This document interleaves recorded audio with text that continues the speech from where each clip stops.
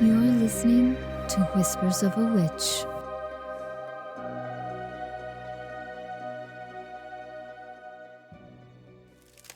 The following stories are from Campfire Tales of the Great Lakes by Christopher S. Larsen. The Glensheen Ghosts of Duluth. I used to work at the Glensheen Mansion, employed as a tour guide, but not anymore. Not since I saw Elizabeth's haunting eyes in the dead of night.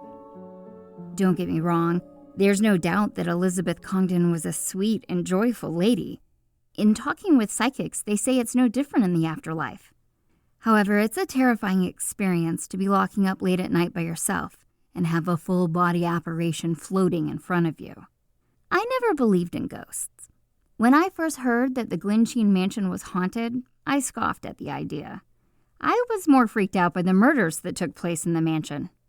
Shivers went down my spine every time I walked into the billiard room, thinking about the intruder breaking in and committing murder shortly thereafter. My first ghostly experience seemed to be more of an afterthought. As a tour guide, you sometimes have to lock up late at night after the last tour, along with going room to room checking on the place. Once the sun sets, we have lights on in every room of the mansion. When the last tour comes through, we turn the lights off. However, one time I noticed on my way out that a light was still on in the upstairs bedroom. I returned to the mansion to shut the light off when a strange feeling came over me, one filled with sadness and depression. I didn't think much of it at the time. I was more interested in turning off the light and getting out. The next event was a bit more serious. This dealt with your classic shadow figures.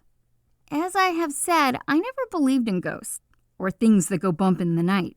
But the night I saw the shadow figure floating through the upstairs hallway, well, that changed everything. I talked with other tour guides, hoping that they could make sense of what I saw, to explain with a rational and logical mind that the shadows I saw were nothing more than a figment of my imagination. Unfortunately, they had seen them too. On one hand, it was a relief that others had the same experience. Then again, it meant just maybe ghosts and ghouls were real. Still, I wasn't quite ready to shift my belief and shrugged the paranormal incident off. After all, I couldn't just quit, scared of some silly ghost stories. I needed the money to help finish off my English degree at the University of Minnesota Duluth. Little did I know I should have listened to my inner sense and run like hell.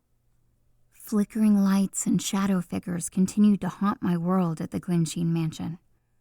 I tried my best to ignore them, but the more I avoided what was happening, the worse it got. Soon the experiences were happening in broad daylight with a full tour group. "Did you see that?" asked a little boy when I held his mom's hand. He made a fluttering gesture, flapping his hands up and down while moving his arms to the left. His expression seemed intense, devilish almost, not like something you would see on your typical boy of about 10 years old. The little boy turned to me and asked, "You saw it, didn't you?" Of course I saw it. The shadow darted from the corner of my eye down the dimly lit hallway, pausing only for a moment as if mocking me. I smiled and ignored the boy's comment, continuing with the tour. After all, we're not allowed to discuss anything about the murder, and certainly not the ghostly visits occurring on a frequent basis. I actually agreed with the policy. It's quite amazing all the positive things that the Congdon family had provided to the community of Duluth, not to mention the entire state of Minnesota and Midwest. Now, the important thing for the tours was to let other people know about the philanthropic life they offered, as well as the luxurious world of the rich and famous back in the early 1900s. Of course, none of that changed the shift in reality that was happening to me. I soon believed in ghosts wholeheartedly, and I was about to get the ultimate paranormal experience of my life. As the incidents continued and I accepted this new supernatural realm, I decided to research why this was happening. Not from a paranormal perspective like they do on TV. This was more on a personal level. As in, why are the ghosts haunting me at Glensheen Mansion? I started with the history, how the Congdon family moved from New York to Chippewa Falls, Wisconsin, and eventually Duluth, with a law practice in place and becoming avid capitalist. However, it seemed to me the real trouble began later, with the adoption of Marjorie. As anyone familiar with the Glensheen mansion knows, based on the many books and blogs on the Glensheen murder incident, Marjorie was at the forefront of speculation. Further research began to show a pattern of sociological concerns for the adopted Marjorie. But I went beyond that. Just because you're adopted doesn't mean you get involved with murder and possibly arson. Could there be something more to this? I wasn't sure, but the thought definitely concerned me, wondering if perhaps worse things had happened to Marjorie, causing her to spiral down a wicked path of no return. I even thought she might be dealing with demonic possession, although I could never find any proof. It makes you wonder if that's how the rich and famous in life get to where they are, by making deals with the devil. The hauntings continued. If anything, they got worse, polarizing on my newly found belief in the unbelievable, with me perhaps acting like a catalyst. There seemed to be weekly occurrences of shadowy figures in the upstairs hallway, or that dreaded feeling of being watched when you know you're alone in the mansion. It didn't matter whether I was cleaning up after a long day of chores or just simply resting quietly in a vacant room. The feeling was there. Eventually, that eerie sense of someone behind you, inches from you, got the best of me, making me gasp or scream. Of course, every time I turned to look, nothing would be there. I finally had the last straw, happening the week before Christmas. We were preparing for several tours during the festive season, pulling out all the stops and setting up Christmas decorations throughout the mansion, complete with a seriously oversized Christmas tree. Of course, the boxes of holiday goodies were stored in the creepy basement, the last place I wanted to go. I avoided the damp, dark basement like the Black Plague. Up to that point, I had not experienced anything alarming down there, but others had. It was the usual shadow figures from the corner of your eye, or an oppressing feeling of dread, or as if some mischievous creature was crouched in a dark corner waiting for you to shuffle by, possibly for the last time. The lighting in the basement seemed to be lit with medieval torchlights at best, but that was no concern of mine. I always brought a flashlight with me, checking repeatedly as I entered the darkness to ensure the light stick worked. What alarmed me most was the recent information I discovered while doing my paranormal research. Ghosts like to drain batteries. That meant my flashlight could be instantly drained of energy, making it as useless as plastic stakes at a vampire convention. That's why I carried extra batteries in my pocket. I just hoped the ghosts didn't notice them. The Christmas decorations needed were ropes of garland and boxes, used to spruce up the main staircase. There seemed to be an endless parade of boxes due to the length of steps involved. Not that I had the opportunity to retrieve all of them. After the first box, I was done. The basement on any given day would be cold and clammy. This morning, however, it was exceptionally chilly. And not just because it was December in Duluth, with a frosty wind blowing across Lake Superior and pummeling the mansion. No, this was different. The chill seemed to come from within the basement. From within me, maybe, as I stepped off the staircase onto the basement floor. As luck would have it, the boxes were on the opposite side, making me slowly shuffle through the entire length of the basement, flashlight in hand and ready for use, even with the lights functioning flawlessly. That is, until I reached the first box. Everything went dreamlike, in a nightmarish sort of way. It didn't seem like this could be happening to me, yet there I was. The basement lights flickered twice and went out. I swung around the room with my flashlight darting back and forth off the nearby walls, waiting for some demon to show its ugly face. While no demons appeared, something else did that terrified me just the same. It's one thing to hear voices that aren't there, or see shadow figures zipping around the edge of your vision, or even when things seem to be misplaced or moved. All these things could be considered paranormal, but when weeks and months pass by, you question yourself, trying hard to find other explanations, ones involving logic and reason. What I experienced down in the basement of Glensheen Mansion that morning defies all things logical and reasonable. That's what happens when you come face to face with a ghost.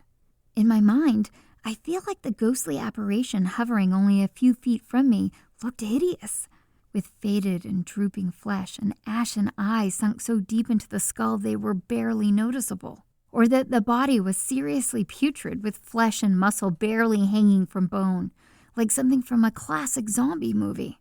But no, in reality it was simply a normal-looking person.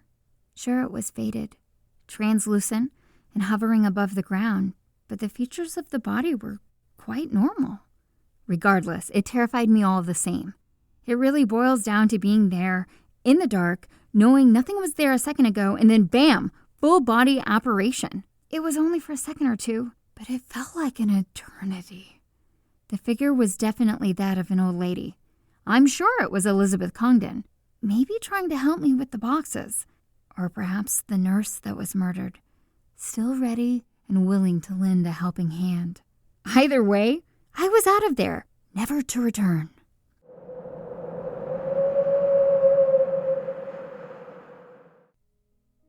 Now here's a little history about that ghost story. The Glensheen Mansion, built in 1908, is one of the most mysterious places and most talked about locations in northern Minnesota, especially among those searching for ghosts. Why? Mostly because of the tragedy befalling Elizabeth Congdon and her nurse, who were brutally murdered and left to die in the mansion. Construction of the mansion began in 1905 by Chester Congdon, naming it Glensheen, which means Shining Glen, after his ancestral home in Surrey, England. The mansion was finished by 1908, costing nearly $1 million, a sizable amount for most people during the turn of the century, but not for Mr. Congdon and his lawyer profession. Overlooking the shores of Lake Superior, it was the envy of Duluth and the surrounding areas. That is until the tragic occurrence of the late 1970s. Elizabeth, age 83, and daughter of the late Chester Congdon, was found dead on June 27, 1977, suffocated in bed with a pillow. Her nurse, Velma, was also murdered, bludgeoned to death on a stair landing with a candlestick.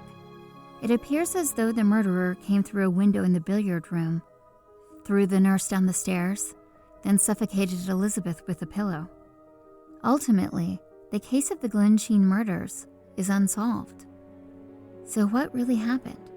Obviously, a murder occurred, and for anyone interested in the paranormal, the Glensheen Mansion is no doubt ripe for investigation. The Glensheen Mansion is reported to be haunted by Elizabeth Congdon, as well as her nurse Velma.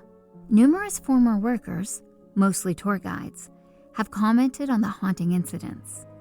Most notably, the ghostly mist of Elizabeth can be seen in the library, reading books she enjoyed so many times while living. Other frequent paranormal events reported are that screams can be heard after hours, as if the murders are still taking place.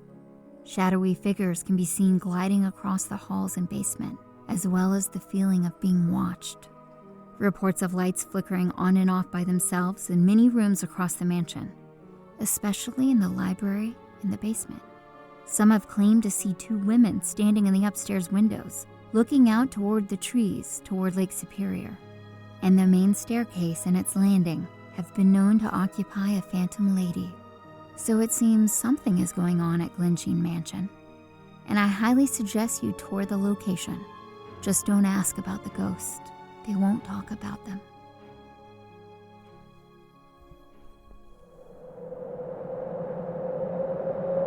Whispers of a Witch.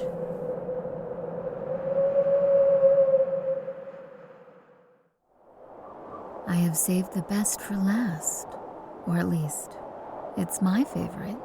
It involves the very real sinking of the Admiral in the Cleveco, one of Ohio's most famous shipwrecks. As Christopher Larsen points out, the treacherous and unforgiving waterways are no stranger to tragedy, ever since they were first explored back in the 1600s. At a moment's notice, storms can appear, easily taking ships and their crews to a watery grave. There are plenty of naturally occurring reasons this could happen, but according to local legend, the truth is far more nefarious. And so I leave you with the Storm Hag of Lake Erie. My dwelling place is fathoms deep, and most might say quite miserable. Not for the likes of my kind, mind you. It is the creatures called men who cringe at the thought of my lair. Men, land dwellers by right, feebly attempt to circumvent the space above my domain. I scoff at their endeavor, knowing well enough they should not venture too far from shore. Yet they do, and that is when we feed. We are an ancient race called storm hags, or water spirits. Many of my sisters traveled the larger bodies of water, the endless seas. As for me, well, I choose a different path, one full of quietness and solitude. That is, of course, until I grow hungry. Angry, too, which is what happened with the ship called the Cleveco. I remember all the vessels I've taken to my lair, far beneath the churning waters of Lake Erie. I keep them in my graveyard of ships, like game mounted on a human hunter's wall. So I've heard. They are well concealed, mind you, hidden in my saffron cave. The Cleveco I recall most vividly. Its shipmen were the most difficult to lure, and in turn my greatest prize. Yet like all my human prey, I prevailed. It was late December in the early 1940s, as humans count. As for me, time is an illusion, for I am a creature eternal, or at least my species has never experienced aging and death. I have lived longer than I can remember, most certainly well over 1,000 years. As I have said, the Cleveco was a special prize to me. It left the human town of Toledo on its way east. The winter months were the worst times for ships to travel in my lake. What with frigid temperatures and steely ice, this made shipmen make poor decisions, which bade well for my thirst of souls. The Cleveco ran into tough waters near the coast of Cleveland, having to be escorted by another ship, smaller, named the Admiral. As I watched from below following their progress, I smiled devilishly, knowing I soon would be getting 2 ships that night. The Admiral and its crew would be consumed first. Not, however, before having a little enjoyment. You see, catching souls has less to do with the outcome, and more about the adventure. The victims must know they are stalked, and to eventually find themselves confronting their fate of an untimely death. Why would I do such a thing? It simply makes the soul taste that much better. While the weather across Lake Erie had become bitter and choppy, with a moderate northerly wind briskly blowing through, the waves were by no means treacherous, balmy for the likes of the Admiral's crew. I could see in their eyes as I peered through the moonlight darkness that the watery routes of Lake Erie were no stranger to them. They fared the ebb and flow of surf like few others. What a shame to snatch their souls, no doubt from a place they felt most comfortable. Yet this game of soul-catching was beyond me. The spirit of my quest transcended any thoughts or actions of my own. I must do that which I was made to do. As with the powers bestowed upon my kind, I summoned a small storm, local to their route. As I have indicated, my soul-catching must first induce a fertile adventure. It must be filled with conflict, trauma, false security, and ultimately a clear recognition of their own demise.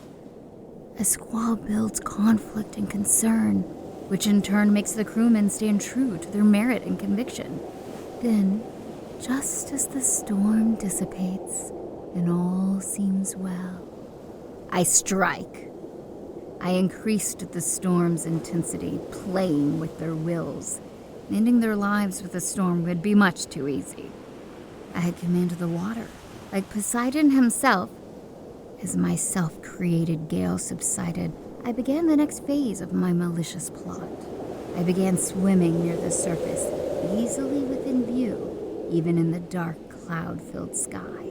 Soon panic sets in on the crewmen, like all other times and all other ships I have consumed. Their steely actions become loosened, slackened by the fear of the unknown. Yet I am not that unfamiliar to them. My name and deeds have been propagated from ship to ship, lake to lake, ocean to ocean. Any seasoned seafaring mortal knew of us. We were the mighty, soul-snatching Sea Hags, all bent to our needs. All were devoured by our hunger. They soon began to see my green skin and my long, spindly arms, and I flashed my yellow, glowing eyes. That's when their fear is set, replacing the worldly knowledge of ships they were so accustomed to. Mistakes begin to be made. Ropes are let loose accidentally. Routes are miscalculated. That is when I release my full fury. The storm had depleted in strength, to the point where clouds had vanished and the moon began to spread light across the ship in waves, at least for the Admiral and its crew. As for the Cleveco, still tied to the tugboat Admiral, I had set forth a fog to entrap them, keeping them distant and aloof of the impending Admiral's demise. With the hearts of the Admiral's crewmen comforted, I began my song, which lures them beneath the waves. A swan song, impossible to resist, tempting them to an elusively better world. Then, with all their souls mesmerized and trembling with ecstasy, and with a clear, star-filled sky, I command the waves to part, sending the Admiral swirling and sinking below to my domain. The whirlpool does not happen swiftly, for what sort of sport would that be? No, the Admiral descends slowly, for each and every crewman to gaze into my eyes, to see my electrified power and fiery fury. Then, one by one, they meet the gnashing of my dagger teeth biting deep into their flesh. They know, however, that the devouring of their bodies is the least of their concerns. There are worse fates for man. They know my prize does not stem from flesh and bones, but from their very soul. Within minutes, although for those of the crew it seemed no doubt like an eternity, the Admiral was no more. I had prevailed once again, like so many other times before. But even with my centuries of skill and knowledge, I had made one minuscule mistake. The Admiral, though a small ship and an easy challenge, had been tied to a larger, more potent vessel, the Cleveco. While one would think it was obvious to sever the rope holding one to the other, I could not. No matter how much power I commanded of the lake beneath and the storms above, I could not remove the bond between the two ships. It held like an oath, a commandment of souls between the two separate vessels. The consequences were horrific. I was forced to rip the souls of one crew while retaining the lives of the others. I enjoyed the adventure of tormenting them, like my other sister storm hags, but this was too much even for me. I had to act promptly, to either relinquish my stash of souls from the Admiral or bring the crew of the Cleveco to a speedy demise. Being a storm hag, born of creatures worse than demons, I readily chose the latter. It took time, mind you, which led into my adventure of soul stealing. Hours went by with the crew of the Cleveco awake and alert to the swelling lake around them. Yes, I spent time conjuring squalls to incite concern, and to occasionally create heroes, mind you. Their will was played hard throughout the night, ever pondering if they'd live to see the light of day. They did, but not by the hand of my goodwill. And that is why the Cleveco stands out as one of the greatest ships I've ever caught. While I may be one of the lesser gods, with the ability to command only a localized fury of water storms, I recognize that there are other gods, some possibly stronger than myself. I spend a great deal of time ensuring I do not meet the likes of them. Yet no matter how much focus I give to this prevention, it happened in the case of the Cleveco. I do not know what god helped them out, but it was far stronger than me, at least initially. I fabricated storm after storm, tossing them upon the floundering Cleveco, with my usual abatement in between, then swarming close to show my demon-spawned green skin, sharp dagger teeth, and yellow illuminating eyes. Yet nothing would bend the will of the crewmen. No sooner had I opened the water to swallow them whole and ready myself to consume their flesh and souls when a power unknown to me would ascend, forcing me to abandon my approach. Dawn came and went as I battled endlessly with this unknown force, a god beyond my knowledge and comprehension. To this day I know not which god I battled, yet I would not give up. The challenge only fueled my task, pushing me beyond my normal watery cat and mouse game that I played. Countless times I sank the mighty Cleveco, yet every time it prevailed. Forced up from the depths of my cave and ship cemetery by some shining and fathomless power, an illuminating energy pulled the vessel each time from its grave, sending it back atop the waves, more buoyant than before. Just as I was about to relinquish my attack, giving up all hope, a stroke of luck sprouted. I say luck because there was nothing done on my part. On my last bout, the crew seemed to have given up all hope, relaxing their grip on the watery reality around them. I could feel it, their soul's power departing from their bodies. I smiled a yellow dagger-toothed grin. Soon the passion encapsulated within their hearts would be mine. This time the vessel sank and did not return. I devoured their souls one by one, basking in the fear and flesh of their watery grave. The ship splintered into tiny fragments, becoming a ghostly field of shadows from its once mighty size. I beamed a greater jagged grin as the crew's last mate succumbed to my wrath, and I watched the grand Cleveco, blood, bones, and wood, settle on the lake floor, nestled up against the other prize ships in my collection. The battle was over, and I, once again, had won. Some say a wicked beast, such as the likes of me, has no soul. I refute such a statement. There are plenty of souls within the walls of my fiendish flesh, all captured of my own heartless doing.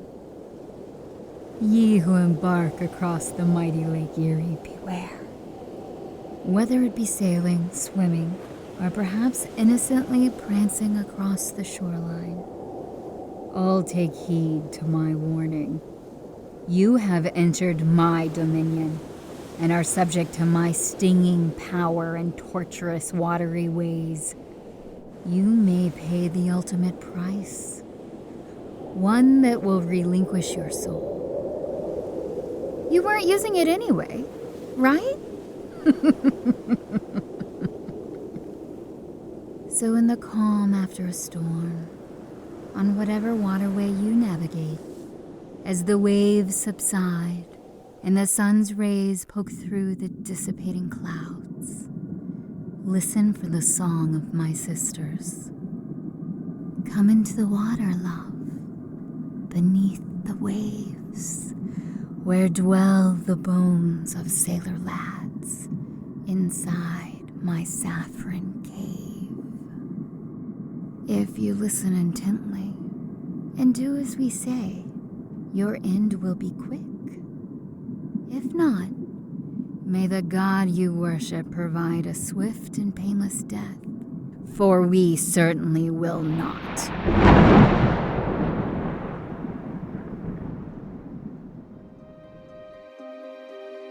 These poems and stories were narrated by Jennifer Ann Scott. Please visit witchvoice.com, and if you'd like to support this podcast and gain access to additional recordings, please visit patreon.com/whispers of a witch. And don't forget to follow me on Instagram and Facebook at The Witch Voice. Until next time, stay wicked.